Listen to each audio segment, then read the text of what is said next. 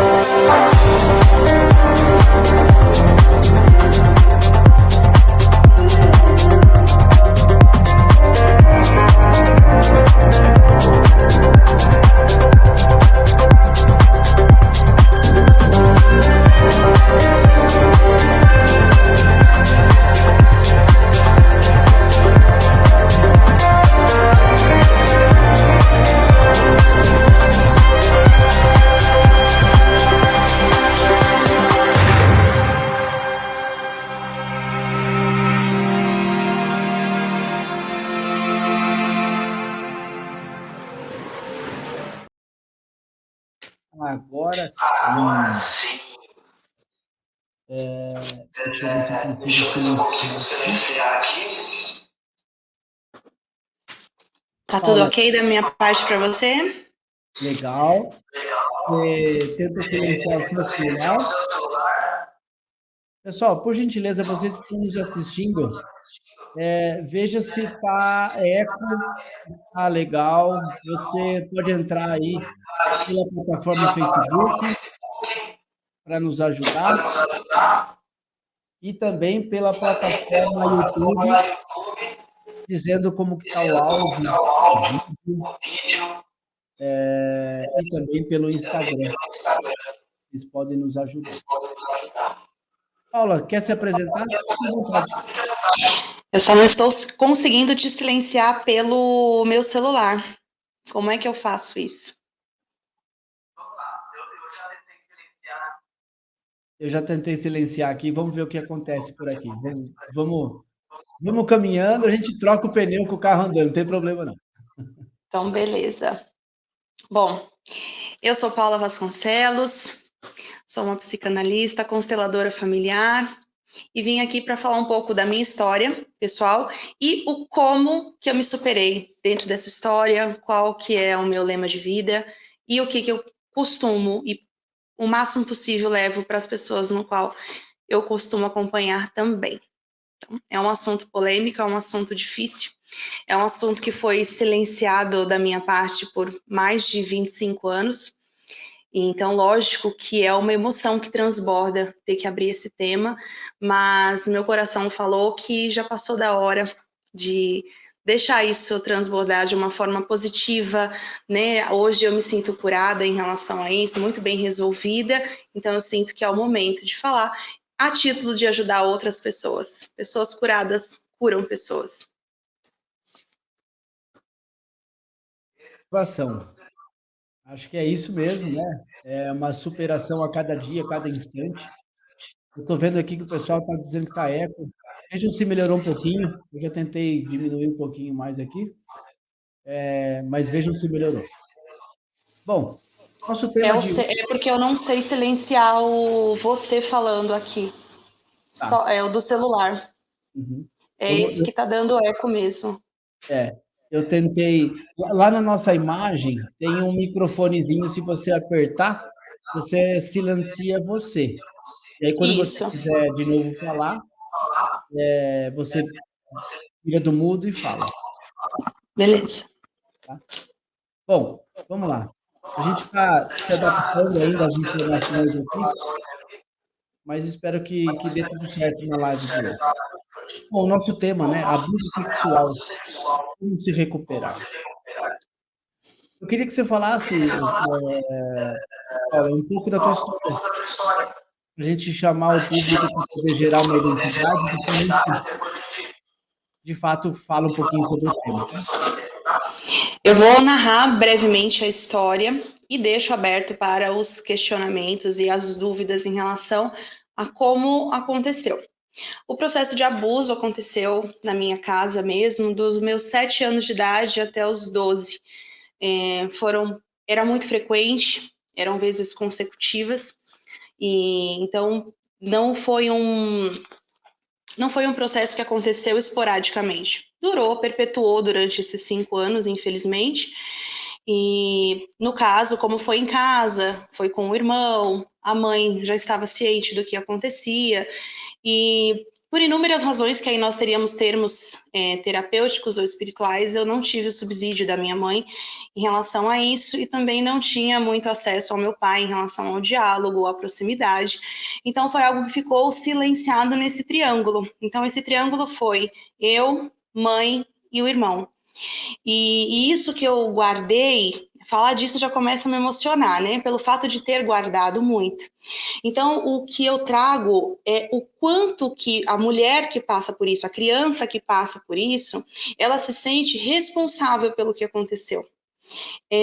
Talvez agora, enquanto adultos, falarmos disso parece um absurdo. Você dizer que uma criança se sente responsável por um abuso sexual, né?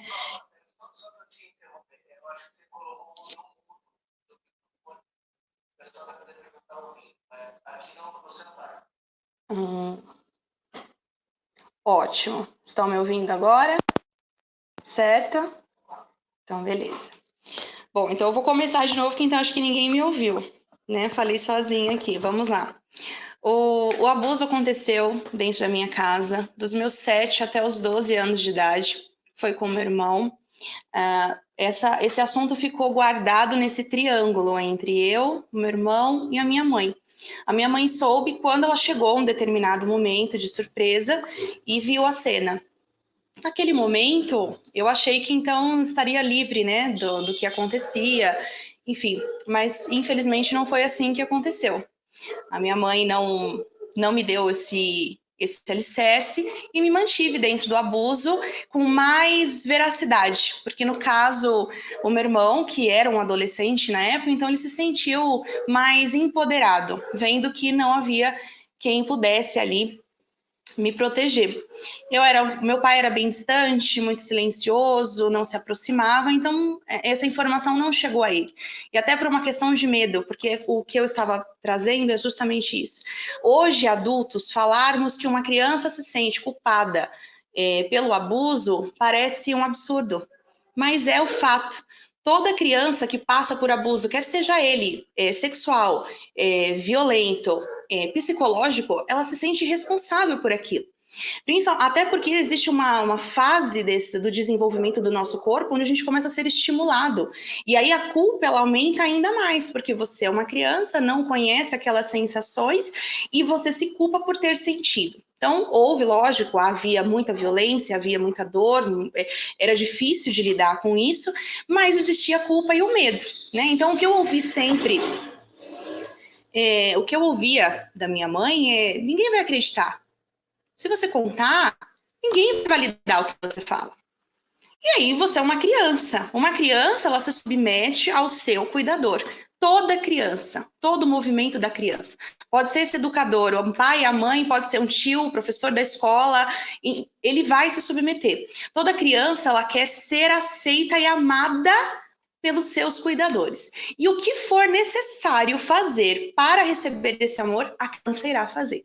E isso inclui a violência sexual, a violência física, a falta de nutrição, né? Então, assim, sim, aceita. A criança não tem esse olhar de julgamento. Nenhum instante. Então, em nenhum momento eu julguei a minha mãe ou julguei o meu irmão. Não, o que eu tive era medo. Medo.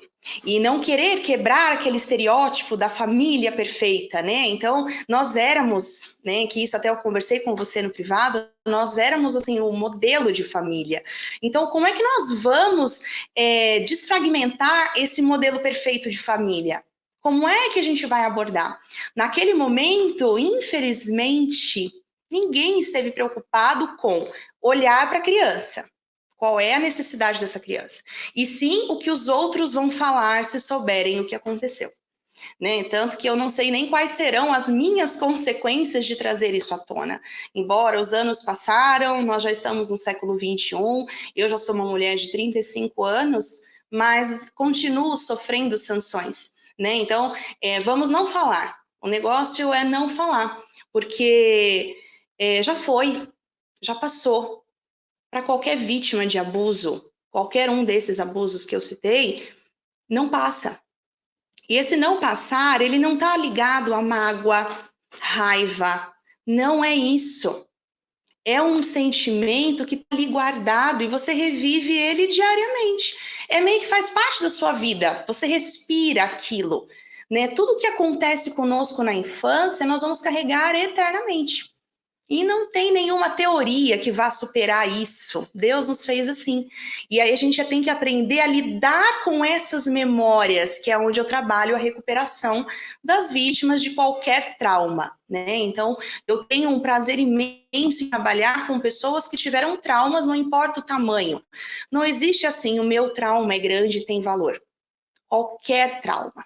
Talvez o seu trauma tenha sido um dia que você ficou na varanda esperando um chocolate que seu pai prometeu. E você ficou ansioso esperando aquele chocolate. E aquele chocolate não aconteceu. Parece bobo, mas para a mente de uma criança, a forma como ela vai digerir aquela frustração é só ela, dentro da mente dela. Ninguém vai conseguir influenciar.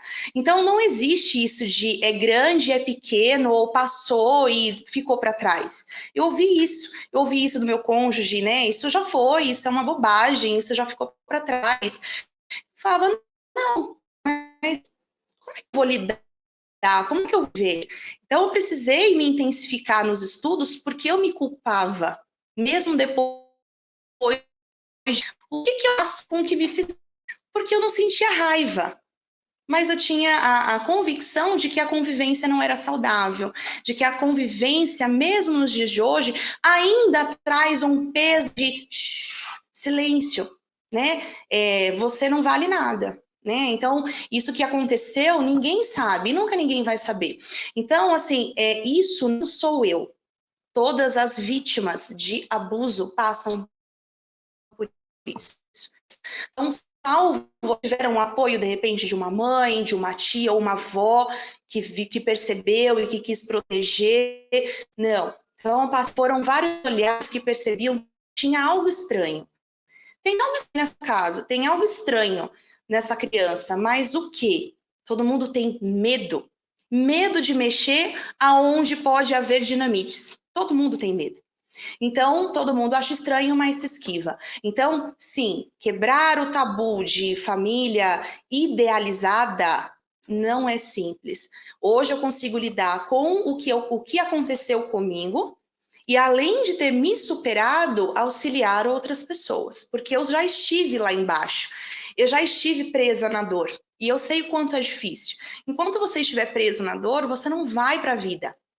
Não vai. Então a gente precisa falar dessa ferida, todas elas. No caso, nós estamos abordando o abuso sexual, né? Então ele não passou. Pode falar, Jairo.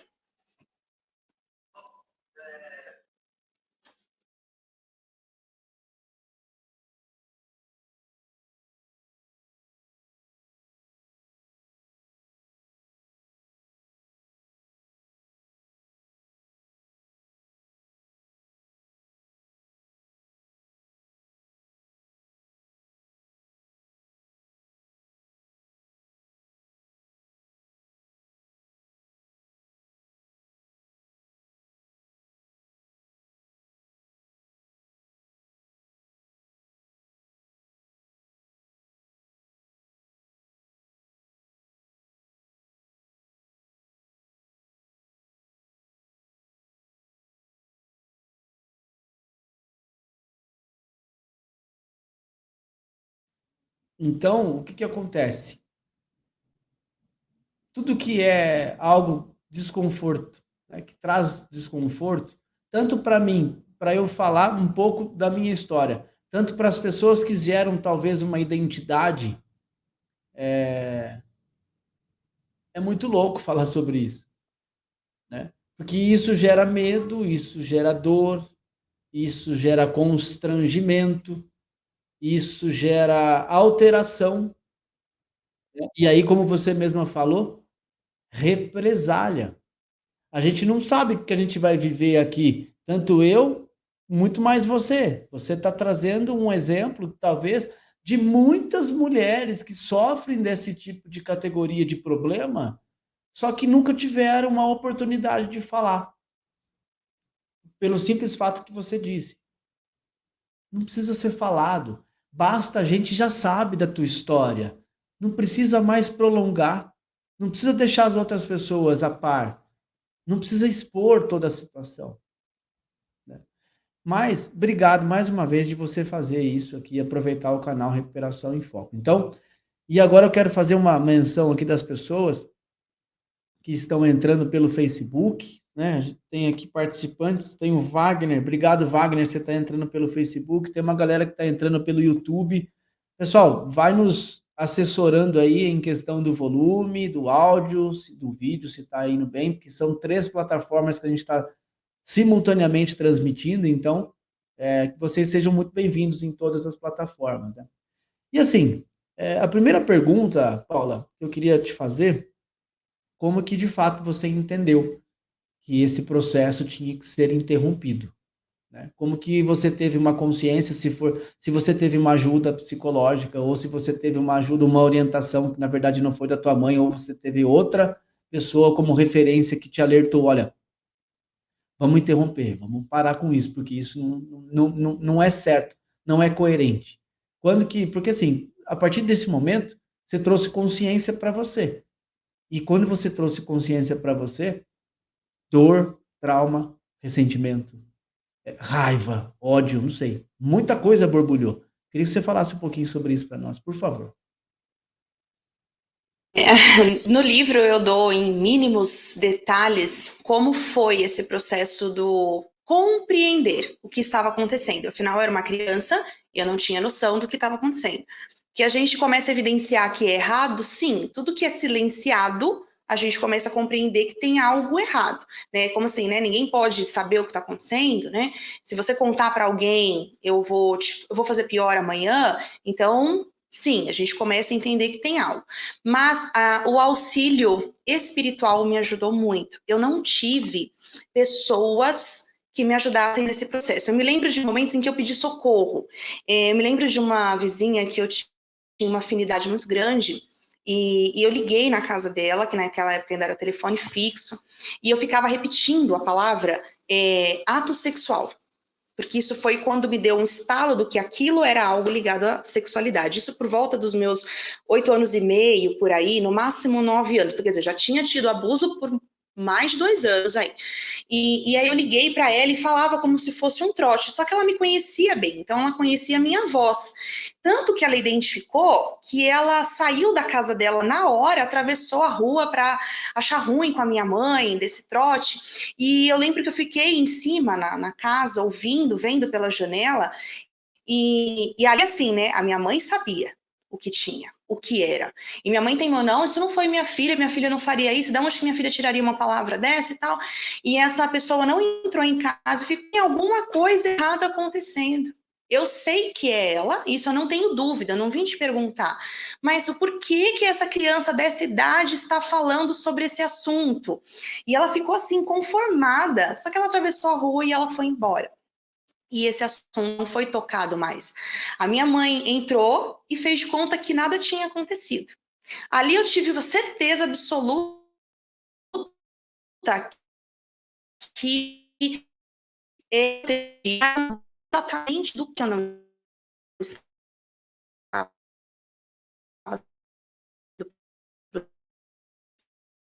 aprofundada justamente pessoas não tão profundamente, né?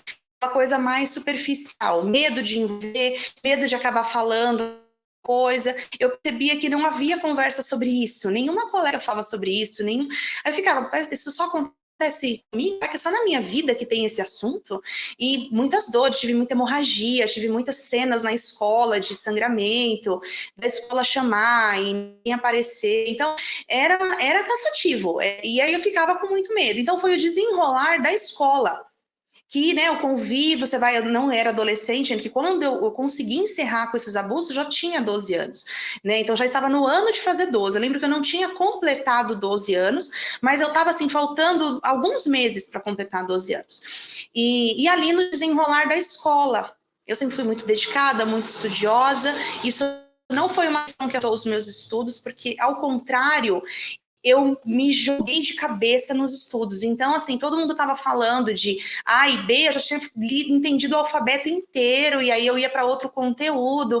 Tinha muitas viagens astrais que eu comecei a ter justamente durante o período de abuso, e essas viagens me traziam muito conteúdo, muita demanda sobre a vida. O que era a vida, o que era o mundo, o que era o ser humano, o que era a mente humana. Então, ali, eu não me sentia pertencente àquele grupo da escola. Eu sentia que o que estava na minha cabeça era muito diferente de todos que estavam à minha volta.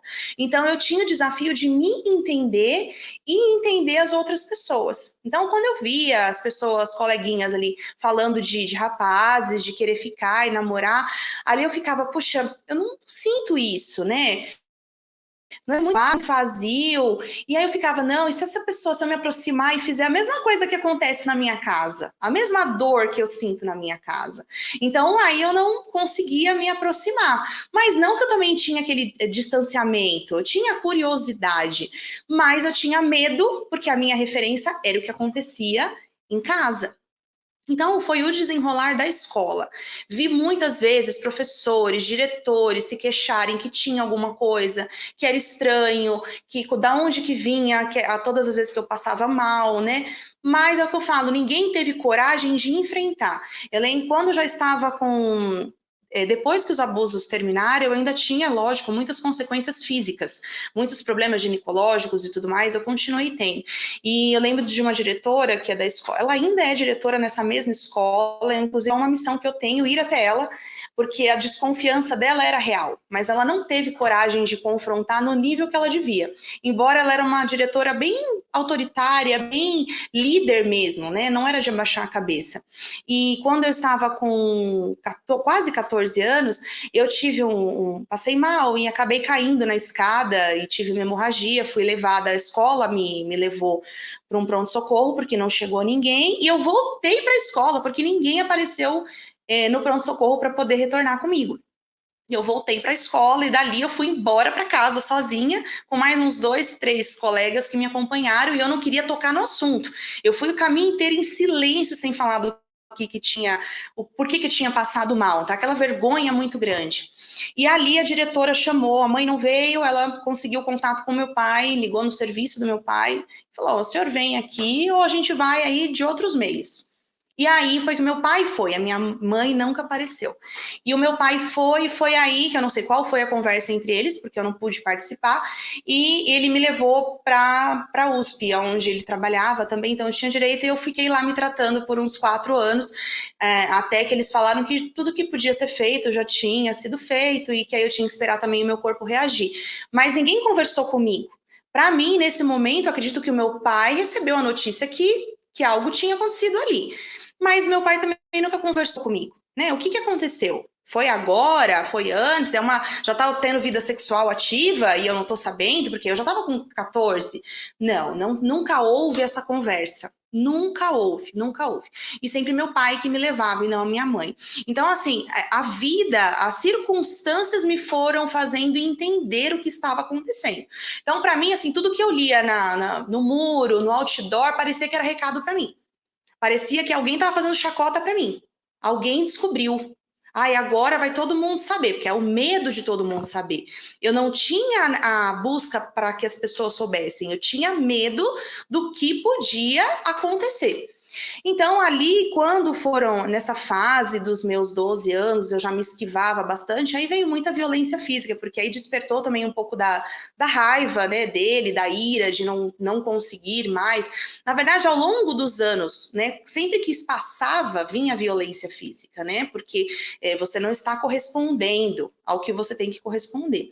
Então, assim, lidar com... Hoje eu falo sem choro nenhum. Não que eu falaria sem chorar, por exemplo, há 10 anos atrás, isso para você.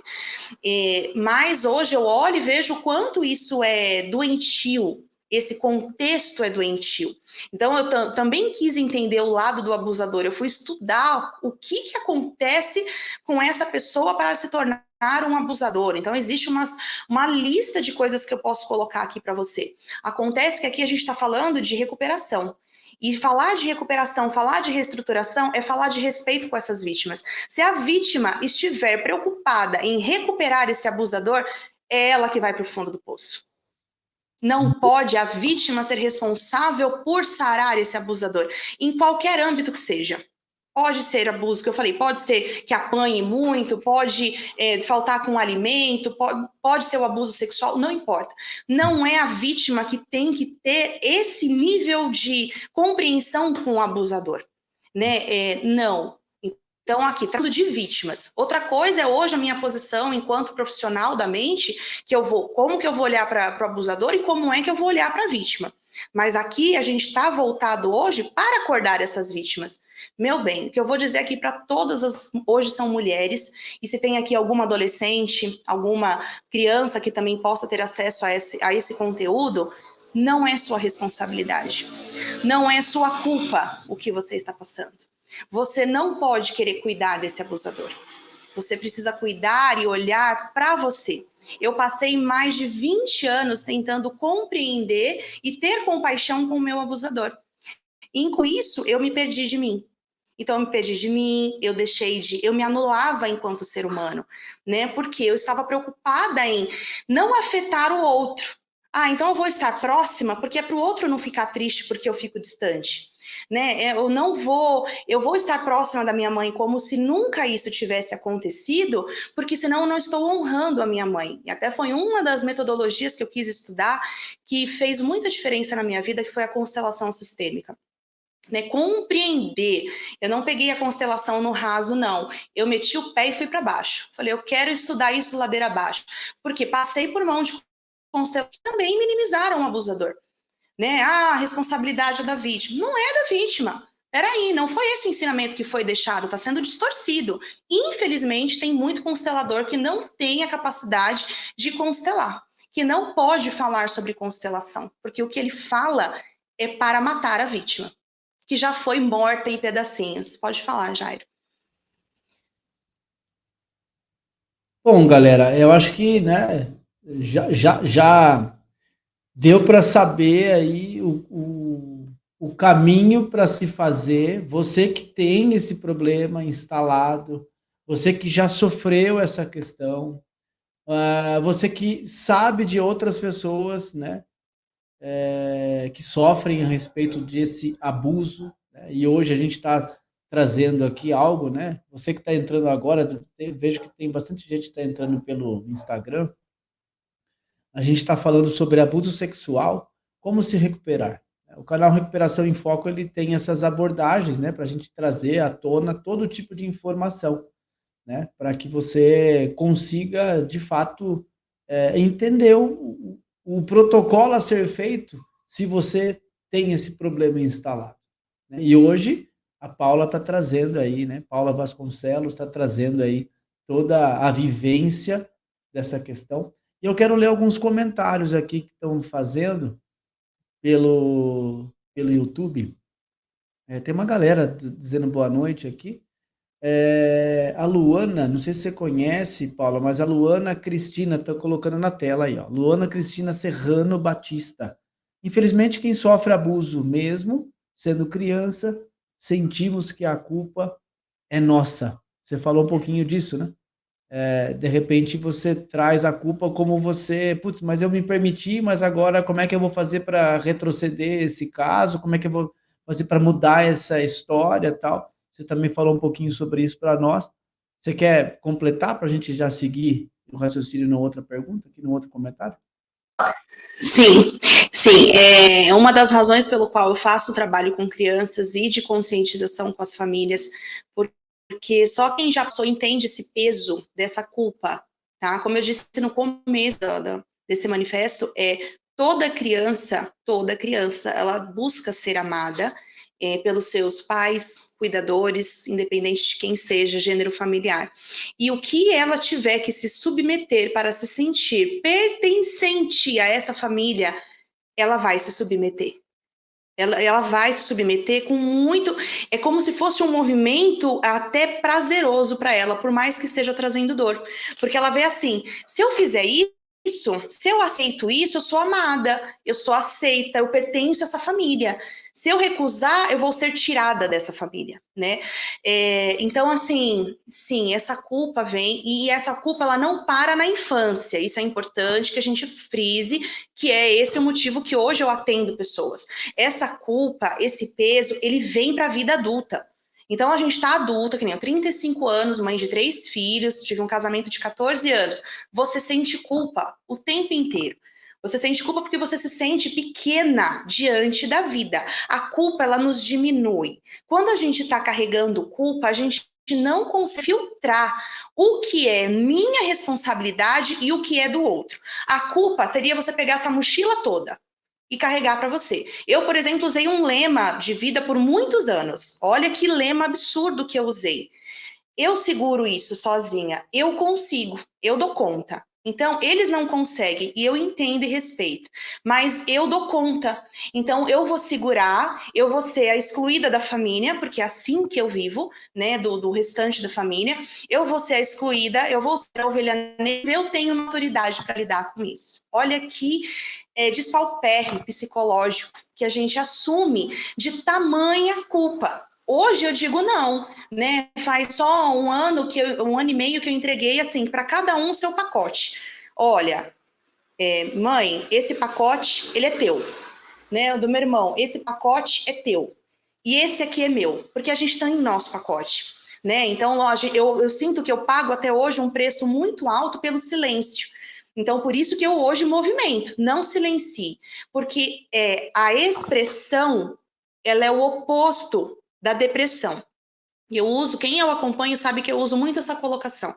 Quando a gente verbaliza, naturalmente já começa um processo de cura, porque você está colocando-se no seu lugar e deixando que os outros do lugar. Então, não é a gente massacrar. Eu não sou a favor, por exemplo, da rivalidade ou incitação ao ódio. A gente não vai ser feliz na vida se a gente for trabalhar nisso. E eu digo assim, eu passei por isso. Cara, não tô aqui para apontar a minha mãe, nem o meu irmão. Não, eu não tô. Eu tô aqui para cuidar da minha saúde mental, como eu vou lidar com a minha dor. Aí eles vão ter que cuidar da dor deles, porque com certeza, e eu acredito que eles carreguem a dor deles de alguma maneira. Né? Eles ainda vivem em negação. Infelizmente, eles vivem em negação. Mas o que importa é que eu não vivo em negação. Então, não, eu não vivo. E eu tô bem. Hoje eu tô bem. Meus filhos sabem, meus filhos estão acompanhando a minha live, né? Um de 13, um de 12, uma de 9. Eles sabem toda a minha história. Na verdade, foi quase eu pedir uma audição para eles, né? A minha vida pode ser partilhada, né? E na verdade foram os que mais me incentivaram, foram os meus filhos. Mãe, põe essa história para fora para rodar. Então, lógico, para conscientizá-los, né, para que eles não carregassem pesos que são meus, não são deles. Eu tenho que ter responsabilidade em não transferir para os meus filhos as frustrações e os medos que eu adquiri no meu desenvolvimento enquanto criança, enquanto adolescente, enquanto um casamento complicado também. Não, é cada coisa no seu lugar. Então, todas nós que fomos vítimas disso, gente, eu uso o termo vítima para mim há pouquíssimo tempo, porque eu não aceitava o título de vítima. Porque na minha cabeça, falar que eu era vítima era me vitimizar. É completamente diferente. Uma criança é vítima do abuso, ela não é responsável pelo abuso. E pronto, acabou. Não se discute isso. Aí a gente vai resolver espiritualmente e terapeuticamente os outros temas no momento correto. mas a vítima precisa se dar esse lugar, esse direito, e esse para mim foi a minha maior dificuldade, me aceitar como tendo sido vítima daquilo, mesmo sendo uma pessoa forte, proativa, inteligente, eu ter que usar esse título, mas a gente não precisa carregar isso, é só internamente, um movimento de alma. Internamente, eu me dar o direito de que eu fui vítima, eu não fui responsável pelo que aconteceu. Então, essa é uma mensagem que eu deixo para todas que já passaram por isso. Muito bom. Acho que a gente respondeu, né, a primeira questãozinha lá que a gente estava lendo. Aí vem a Ita Sorra, que ela é nossa parceira aqui do Recuperação em Foco. Ela é uma baita profissional que faz um trabalho fantástico lá no estado em Vitória, Espírito Santo. E ela fala assim, ó, falsas memórias no contexto do abuso. Gostaria de ouvir um pouco sobre isso. Quer falar um pouquinho? Sim, sim. E isso normalmente é um contexto trazido por abordagens de psicólogos e também alguns terapeutas, essa questão das memórias. Por quê? O que acontece? Acredita-se que parte dessas memórias não tenham sido reais, e sim um trabalho da mente tentando aquilo que aconteceu. Por isso que o trabalho e o acompanhamento de autoconhecimento é fundamental. Então, quando você sai da posição de vitimismo e você decide fazer esse mergulho interno para se ouvir, aí sim a gente consegue ter plena convicção do que aconteceu, a intensidade com que aconteceu, a veracidade de como procedeu.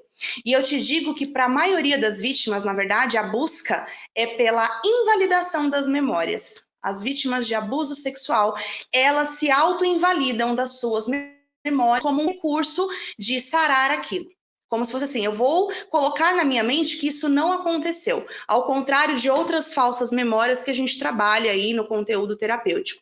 As vítimas de abuso devido à culpa, à vergonha, que é um sentimento que invade toda vítima de abuso sexual, a vergonha, então ela quer ocultar, ela quer diminuir aquilo. Acho que não foi tudo isso. Né? Pode ter sido só uma vez e não foi tão por mal e depois a pessoa se arrependeu. Entende? Então, nesse contexto, esse assunto psíquico, tratando-se de vítimas de abuso, todo profissional da saúde mental precisa se questionar antes de trabalhar isso com uma vítima, porque isso faz com que muitas vítimas se calem, porque os depoimentos das vítimas são confrontados, não são validados. Sem sempre assim, acho que não precisa, né? Não foi tudo isso. E infelizmente foi o que eu mesma presenciei em muitos consultórios de psicólogos, assim como eu também tive terapeutas que tiveram um feeling melhor do que o meu, onde eu ia para essa invalidação das memórias e eles traziam à tona, fomentavam para trazer mais memórias, reprise de cenas do que acontecia, como acontecia. Então, isso é um alerta para todo profissional da mente se perguntar, porque assim, quando chega um paciente no consultório, eu não gosto de usar o termo paciente, né, e sim cliente. Quando chega, você não sabe qual vai ser a demanda, você não sabe qual é a história de vida daquele paciente, ok? Então, nós temos que ter ética quando a demanda chega. Quando essa demanda for esse assunto, profissionais da mente, se perguntem se vocês estão preparados para lidar com isso. E se você não estiver preparado, passe a bola para outro profissional, porque nisso é que a gente perde muitas pessoas que chegam a buscar ajuda, mas são invalidadas nos consultórios e ali elas desistem. Porque assim, ninguém invalida, nem mesmo um profissional. Então, ela silencia. E isso eu vou te falar que assim, de 100 vítimas, 96 passam por isso. Tá? Então, isso é um alerta para todos os profissionais da mente. Muito bom, muito bom. E aí a gente está entrando aqui em alguns lances bem interessantes, que daí tem a galera que está comentando aqui pelo YouTube, né? A Elo, acho que você também conhece, ela pede para você falar um pouquinho sobre a constelação familiar, mas antes da gente entrar nisso, tem a Mari, que também é uma terapeuta, né? E ela fala boa noite para a galera aqui, e também a doutora Miriam Dias. Daí ela fala assim, ó, que relato importante e profundo. Gratidão, Paula, por exemplo, por expor a ajuda e ajudar todas as crianças e adolescentes a entenderem e se conscientizar, né? Acho que isso é o caminho, né, de uma próspera vida, tendo tido e acometido por esse problema ou não, né? Mas hoje a gente usa aqui, inclusive, esse momento da gente, o canal Recuperação em Foco, para poder assessorar e entregar aí possibilidades de ajuda. E no final vou deixar o arroba da Paula também para que vocês consigam visitar o perfil dela lá. E aí, ó, a Mari faz assim, ó, é importante ressaltar que o abuso sexual pode não ser físico, mas visual, auditivo, emocional e, consequentemente. Eu gostaria de falar sobre isso também, porque era a minha próxima pergunta. Já que ela colocou no assunto aqui, então agora você responde para nós, por favor. Esse é um assunto que traz um prato cheio, é aquele que eu falo que vem com batata frita, bife, tá? E feijão com bastante caldo. Por quê? O que acontece? Até há muita resistência de grupos aí, até no Instagram e YouTube, de grupos maternos aí, onde a gente fala de quarto compartilhado, cama compartilhada, tá? E tem gente que tem a dificuldade, não está com a mente aberta para entender a dinâmica psíquica que eu vou passar aqui. O que acontece? Além da violência sexual física, onde a gente há o toque, há o abuso, há a introdução, existe aquele onde você ouve, tá? Por exemplo, quem tendo relação, a criança vê ou escuta um casal tendo relação sexual, pode ser ele e os seus pais, pode ser tios, ou pode ser um irmão mais velho, onde você vê. E esse contato, mesmo sem ter sido com a criança, também é uma violência sexual. E é isso que as pessoas têm a dificuldade de entender. Inclusive, quando a criança está dormindo, se a criança está dormindo e ao lado o casal está tendo uma relação sexual, eu sinto lhe dizer que você está cometendo uma violência sexual na psique do seu filho. Então, isso por isso que eu falo, é um assunto muito delicado, muito polêmico, e que não são todas as pessoas que têm a saber. Então, por exemplo, pode ser por imagem, você pode ver através de hoje, né, celular, computador ou na televisão, você colocar isso para reproduzir é uma violência sexual. E a forma como nós internalizamos isso é quase que se tivéssemos sido violentados, de tão forte também que é. Então você interrompe toda a intromissão sexual na vida da criança, que ela vem precocemente, você está interrompendo o processo natural de desenvolvimento da sexualidade desse ser humano, porque naquele momento ele é uma criança, em 20 anos ele não vai mais ser uma criança. E ele vai carregar esses traumas de ter tido acesso ao que ele não devia naquele momento para o resto da vida dele. Falando de pessoas que ou vão para o lado, por exemplo, da compulsão sexual, da prostituição, e existe o oposto, aqueles em que se fecham para a relação sexual, onde tem muito pudor, tem muito medo, muita vergonha disso daí. Então nós temos os dois extremos, e ambos são traumas de violência sexual, diretas ou indiretas, como é esse caso. Então sim, a criança ouvir ou ver cenas de atos sexuais, ela como uma violência sexual também. Muito bom, Paula. Muito bom. E aí, a Mari também traz uma questão importantíssima, que daí tem a ver com a constelação sistêmica e familiar, né? Falando de constelação, como honrar, olha que interessante, como honrar os pais diante de um baita trauma desse, sem entendendo hoje, né? Hoje você é uma terapeuta, hoje você usa, inclusive, uma ferramenta que para esse tipo de trauma, eu acredito, né? Eu sou leigo nisso, mas eu acredito que é uma baita ferramenta para que você consiga assimilar não só essas questões, mas entre outras que vão compondo todo um processo sistêmico, todo um processo terapêutico, como que você consegue honrar uma pessoa que talvez tenha feito com você isso longos anos, e aí vem perdão, né? Vem a área espiritual, vem a questão de se permitir, pensar de uma maneira diferente, enfim, nossa, aí abre universo de pensamento, né? Exatamente, mas é um assunto que eu falo hoje com muita propriedade e todo mundo que eu acompanho, até tá meu copo de água aqui, quem é cliente minha vai saber que pai e mãe a gente faz assim, ó. Toma, engole, tá, meu bem? Pai e mãe é assim. Filhos, o que acontece? Filhos não educam pais.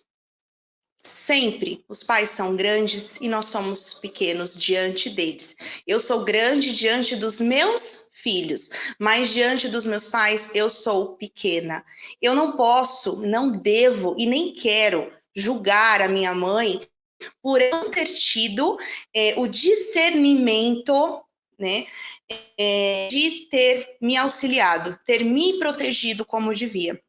Eu ouvi dela em 2019 assim: o que é que você queria que eu fizesse, minha filha? Ele também é meu filho. Difícil, né? E ali eu disse para ela: fique em paz, eu estou bem, então cuide dele. Então, assim, alguém precisa ter maturidade, mas sem julgar. Nós, filhos, não podemos julgar os nossos pais, tá?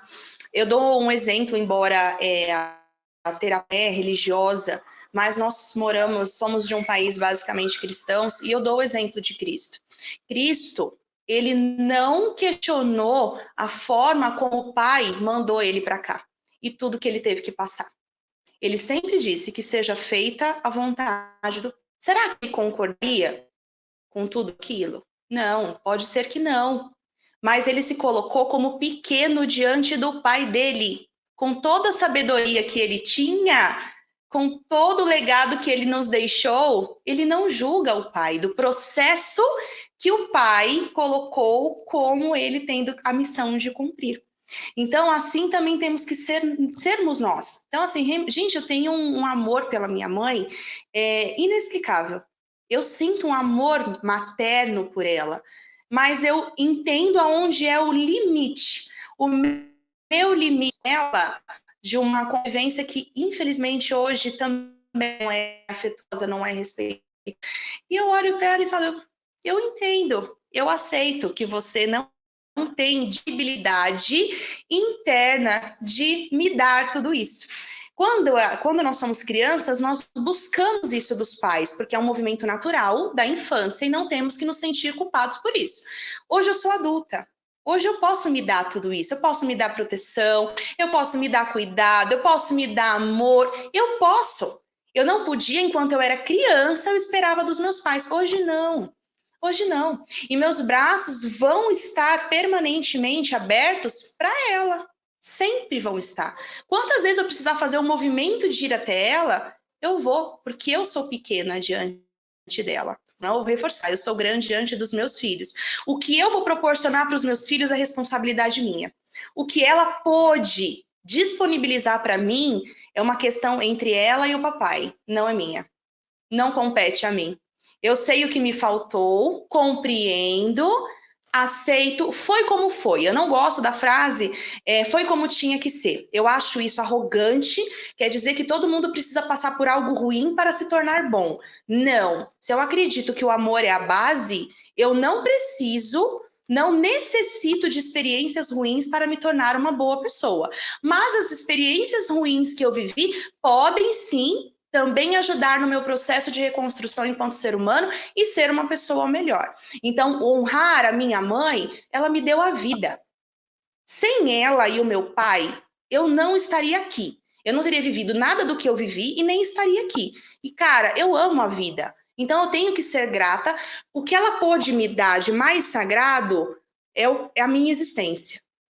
Depois da minha existência, ela não conseguiu me suprir. Ela não conseguiu dispor de amor, de proteção, de cuidado. Outras coisas, sim, não me faltou de comer, por exemplo, não me faltou de vestir, né? Me faltou. Aí a gente o valor da convivência, né? Que nessas horas é que a gente vê que nada material que a gente tenha tido vai suprir qualquer carência e necessidade emocional, psíquica e espiritual. Ela não tinha disponível para me dar. E foi como foi. Eu não tenho como mudar, né? Mas eu honro mesmo ela todos os dias pela minha vida, ela e o meu pai. Então é possível honrar os nossos pais mesmo diante das nossas dores. Muito legal, acho que também respondeu aí a questão da Mari. Mari, dá um joinha aí para a gente, se você conseguiu entender essa resposta. Eu super entendi, até porque aconteceu de eu ser acometido pelo transtorno por uso de substância e ter passado por muita coisa que hoje eu agradeço por ter tido esse trem batido de frente na minha vida, porque hoje eu tenho, né, a disponibilidade de estar aqui com você hoje através dessa rede social, e oferecer para as pessoas o livre acesso às informações. Talvez, se nada disso tivesse acontecido, eu não estava nem aqui, né? Eu tinha traçado outros rumos, eu tinha uma outra, né? Mas assim, hoje eu falei no meu trabalho, né? E me questionaram algumas coisas, eu falei assim, mas quando criança eu não era assim, eu não conseguia falar muito, eu era aquela criança que eu ficava atrás da mãe, sabe? Atrás da perna da mãe, quando ela estava conversando com as pessoas e tal. Eu era esse tipo de cara. Só que o que aconteceu? Devido a minha um instinto de sobrevivência no uso de drogas, compulsivo, obsessivo e todos os outros ivos que tem no dicionário, eu tive que aprender. Eu tive que me despertar, muito precocemente também. E aí, o meu senso de sobrevivência, o meu senso de crítico, as coisas começaram a se despertar.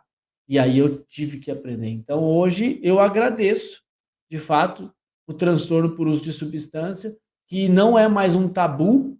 Eu acho que aonde você sintoniza o teu canal hoje, aonde você conversas, onde existe conversas sadias, no sentido de procurar ajuda para um certo problema ou, enfim, existe ali uma dependência química instalada dentro da tua família, dentro da família do seu conhecido, assim, é uma doença que não escolhe nem gênero, nem número, muito menos grau, né?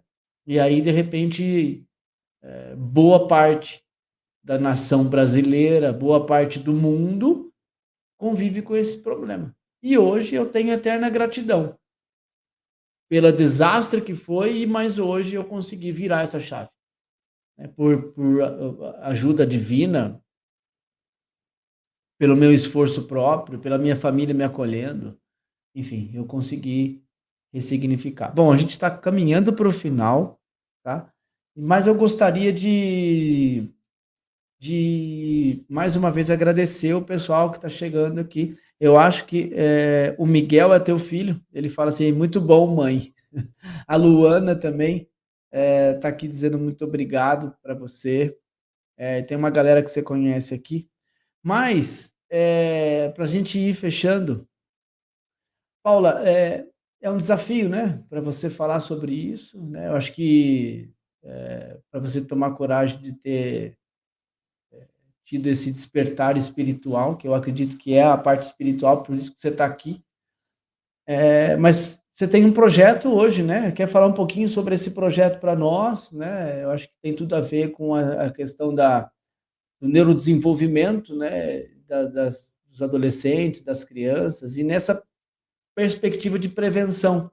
Queria que você falasse um pouquinho sobre essa atuação, como que você se movimenta hoje, né? Qual que é o teu desejo de vida hoje, né? Fala um pouquinho sobre isso para nós, por favor.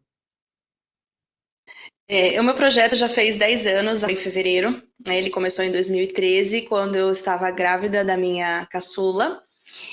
Mas já era um sonho que estava ali guardadinho já desde a minha adolescência, porque como eu morava em frente a uma área livre, eu gostava muito de ir lá, ficar, atender as crianças, pegar para cuidar, né, dar um pouco de atenção. Eu gostava de observar elas, eu gostava de observar se por acaso alguma estaria passando pelo que eu havia passado. E comecei por volta dos 14, 15 anos, né? Então já tinha esse feeling eu gostava de analisar. Sempre fui uma pessoa de analisar e já nessa idade eu gostava. Então eu tinha um desejo incutido de ter um projeto de acolhimento com crianças, a título de ficar de olho, né, se tinha alguma coisa acontecendo, se destoava alguma coisa naquela família, observar os comportamentos, a forma de falar. Então, assim, eu nem gosto, quando até você pediu o currículo, eu nem gosto de falar de currículo, porque tem coisas que não tem nenhum currículo que vá passar a nossa experiência que é de vida. Então, eu comecei a estudar muito cedo e nunca vou parar, porque sempre vai ter alguma coisa a mais. Então, eu comecei muito nova a me intensificar em ler o outro ser humano, e decifrar ele pela forma como ele fala, olha, o que não verbaliza, mas está ali saindo pelos poros da pessoa e ela não consegue expressar. E isso eu agradeço muito mesmo ao apoio espiritual, porque isso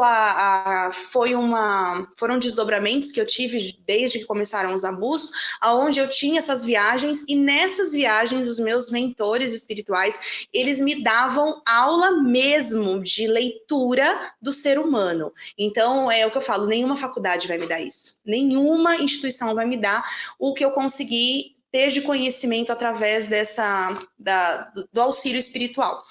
E com isso, esse desejo ficou incutido de ter esse trabalho fisicamente de acolhida com as crianças, o mais próximo possível, e eu consegui ali, devido às circunstâncias da vida, que já não tinha muito apoio para poder me manter no mercado de trabalho, então eu vi que era a hora. E vim morar num lugar onde eu senti que era o chamado. Esse é o lugar, esse é o momento da espiritualidade, onde aqui é seu primeiro lugar. Eu sei que não é só aqui, eu vou para outros lugares também, mas aqui eles falaram, aqui é o seu ponto inicial. E ali eu comecei a fazer assim mesmo, destrambelhada, acolhendo as crianças em casa, com esse olhar terapêutico, mas também proporcionando e entregando o cuidado, a nutrição, que é muito importante, né? Esse olhar diferenciado para a criança, para essa família, tem sempre mediar no convívio, né? Então, esse trabalho que é a Associação Mãe, que é a mãe é de muito amor envolvido. E eu sei que, mediante até a minha história, falar de mãe, você pode ter certeza que é um assunto que... então, para mim, eu me desafiei, né? A minha associação vai ser mãe, de muito amor envolvido. E isso independe do que eu recebi, e sim do que eu decido. Então, aqui as crianças são recebidas, alimentação, banho, acompanhamento pedagógico, acompanhamento terapêutico, solucionar, auxiliar, mediar conflitos entre as famílias, aproximar as famílias, né? Então, esse é o trabalho, e vem tomando muita forma, assim, apoiadores, assim, de mães também, que foram se identificando com a história, com os porquês de eu ter aberto esse projeto, que foi sem, como eu te falei, sem ajuda nenhuma. Nós não temos ajuda aqui de prefeitura ou qualquer outro órgão. Aqui, até porque eu trabalho essa responsabilidade com os pais, são filhos seus. Vocês precisam se responsabilizar pelos seus filhos. Nós vamos ser uma ponte. Aqui nós somos uma ponte, mas os pais têm que assumir as responsabilidades deles e nós vamos entregar, sim, o nosso melhor possível, porque foi para isso que nós nos dispomos a fazer. Então, esse é o trabalho, para ter esse olhar próximo. Então, é aquilo, nunca para a análise. Eu estou o tempo todo analisando, a forma que uma criança se desenvolveu numa atividade, como que ela está comendo, para onde que ela está indo com a cabeça enquanto ela mastiga, o que está acontecendo na hora do banho, se essa criança está com o corpo ok, se ela está com pudor, se ela está... Então, assim, é o tempo todo esse olhar. Eu não tenho como, quem dera, né, proteger-se todas as crianças. Só isso já dá vontade de chorar. Adoraria, mas não é possível. Mas ao menos que chegam aqui, que a gente consiga.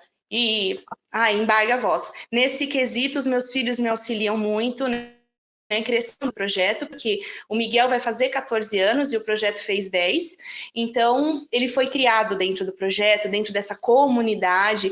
Então, ver eles também fazendo sempre essa análise, às vezes tem coisas que eu vou brigar e eles falam, mas não, tá tudo bem, olha, só por causa disso, só por causa daquilo, deixa que eu resolvo, deixa que eu amparo. Então, que eu esteja sendo capaz, que não é fácil a missão de formar, são 2 meninos e uma menina, e que eu tenha esse discernimento de formar homens de bem. Meus filhos convivem com a irmã, ajudam no cuidado da irmã de 9 anos, né? E eu isso com muito respeito, ela sem pudor nenhum, confia demais nos irmãos.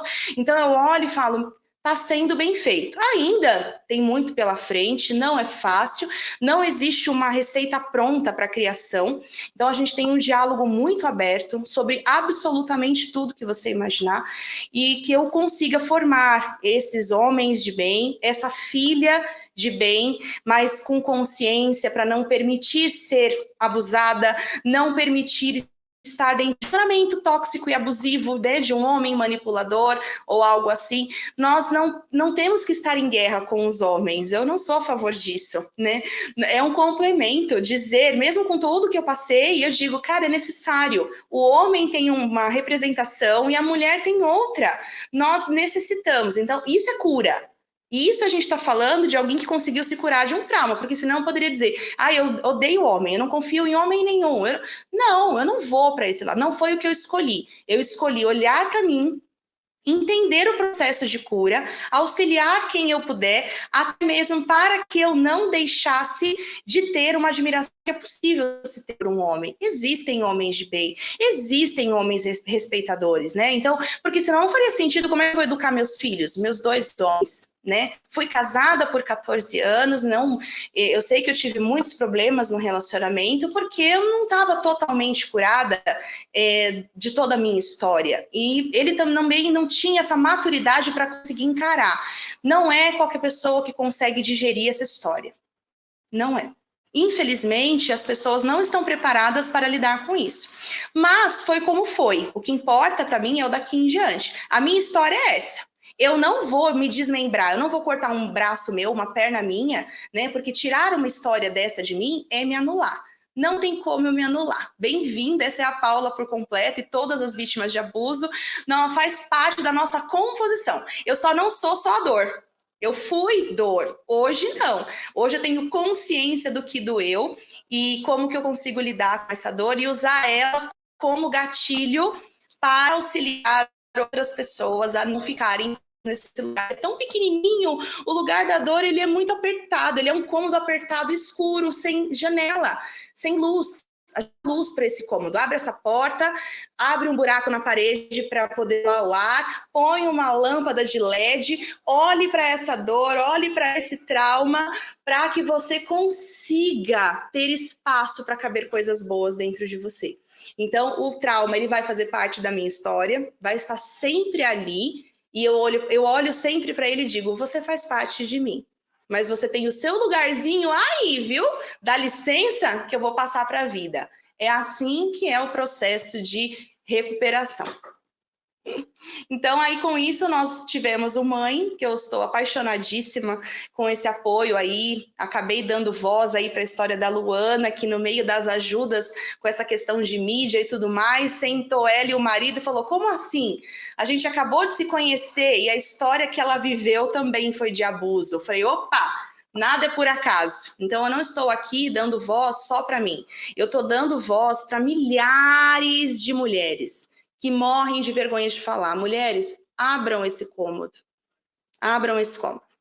Vocês vão ver como é bonito a vida do outro lado depois que a gente ilumina a nossa vida e a gente vê que a gente não é só o trauma. Nós somos mais do que isso. Então é possível.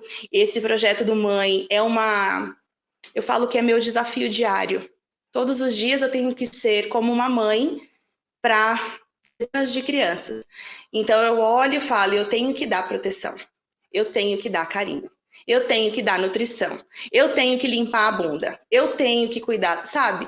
Todos os dias. Então, assim, quando alguém fala, não é possível dar o que eu não recebi, mentira. Nós, seres humanos, somos a única espécie capaz de receber uma coisa e entregarmos outra. Porque nós temos racionalidade.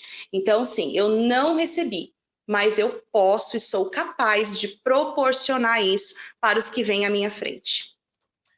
Muito bom, Paula. Obrigado por você ter explicado como que funciona, né, o nascimento, como que se deu aí o pontapé para esse teu projeto, né? E fica a dica, viu, pessoal? Vou colocar o arroba da Paula aqui, antes de colocar os agradecimentos, mas tem...